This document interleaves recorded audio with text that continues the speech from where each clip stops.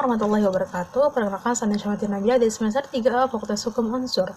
Di sini Nabila akan mereview materi perkuliahan pada pertemuan terakhir, yaitu pertemuan 15 pada mata kuliah Hukum Pidana Lanjutan, yaitu yang membahas tentang alasan gugurnya hak untuk melaksanakan hukuman dalam KUHP, di mana ada dua, yaitu matinya terpidana pada pasal 83 KUHP, dan yang kedua ada daluarsa pada pasal 84 dan 85. Ini dibahas sebelumnya tentang daluarsa di materi sebelumnya. Yang kedua di luar KUHP, yaitu apabila adanya amnesti, dan yang kedua ada gerasi. Di mana dalam daluarsa menjalankan pidana bisa hapus apabila yang pertama 2 tahun mengenai semua tindak pidana pelanggaran, dan yang kedua 5 tahun mengenai kejahatan yang dilakukan percetakan, yang ketiga ditambah sepertiga dari lamanya tenggang daluarsa bagi kejahatan lainnya, yang keempat pidana mati tidak ada daluarsanya. Dan di mana daluarsa menjalankan pidana dihitung esok hari setelah putusan hakim atau vonis dijatuhkan. Jika terhukum melarikan diri selama masa hukuman, maka esok harinya setelah melarikan diri mulai berlaku tenggang daluarsa baru. Tenggang daluarsa tertunda selama menjalankan pidana selama terhukum dirampas kemerdekaannya apabila berhubungan dengan ketenggang penghukuman lain. Kalau grasi atau gratia atau gratie adalah tindakan pengampunan dari raja atau presiden yang merupakan kemurahan hati raja atau presiden yang berkuasa sehingga terhukum dapat menerima atau menolak grasi. Dan di masa ini grasi berfungsi sebagai koreksi atas keputusan pengadilan untuk mencegah timbulnya ketidakadilan atas tindakan hukum.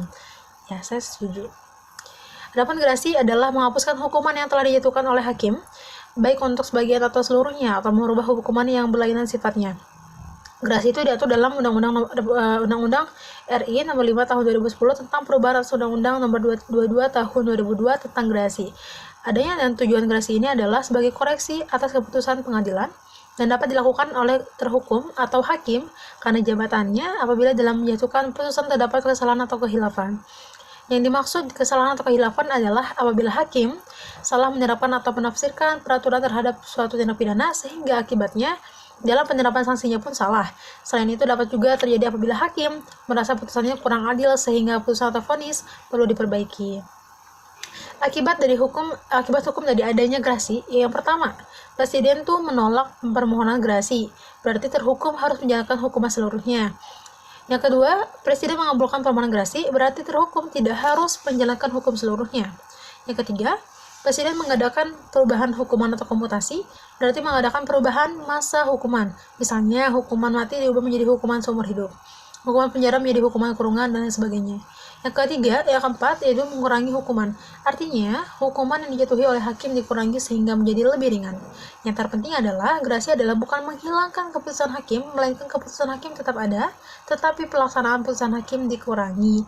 Dengan kata lain, kesalahan terhukum tetap ada. Ada macam-macam grasi, diantaranya yang pertama grasi duduk, yaitu seseorang yang mengajukan permohonan grasi berada di luar penjara atau tidak melaksanakan hukuman. Yang kedua grasi jalan, yaitu seseorang yang mengajukan grasi sambil tetap melaksanakan hukuman di penjara atau menjalani pidana. Yang ketiga grasi jabatan, yaitu permohonan grasi diajukan oleh pejabat yang berwenang seperti hakim atau kepala lapas karena merasa ada putusan yang dianggap merugikan terhukum. Ada perbedaan antara grasi dengan amnesti dan abolisi. Kalau grasi adalah masalah yang menghapuskan atau meringankan hukuman, sedangkan amnesti adalah masalah yang menghapuskan tuntutan dan hukuman, dan abolisi adalah masalah yang menghapuskan tuntutan. Kalau yang kedua itu grasi ditujukan kepada orangnya atau terhukum. Kalau amnesti dan abolisi pada perbuatan tindak pidananya. Yang ketiga, grasi diberikan setelah ada putusan hakim yang mempunyai kekuatan hukum tetap. Kalau amnesti diberikan sebelum dan sesudah adanya vonis.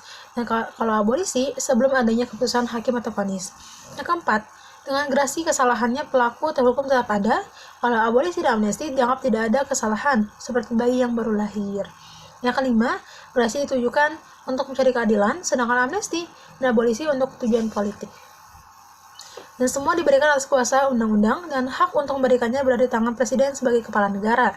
Semuanya tidak diatur dalam KUHP, melainkan diatur di luar KUHP, yaitu untuk grasi dalam Undang-Undang Republik Indonesia Nomor 5 Tahun 2010 tentang perubahan atas Undang-Undang Nomor 22 Tahun 2002 tentang grasi.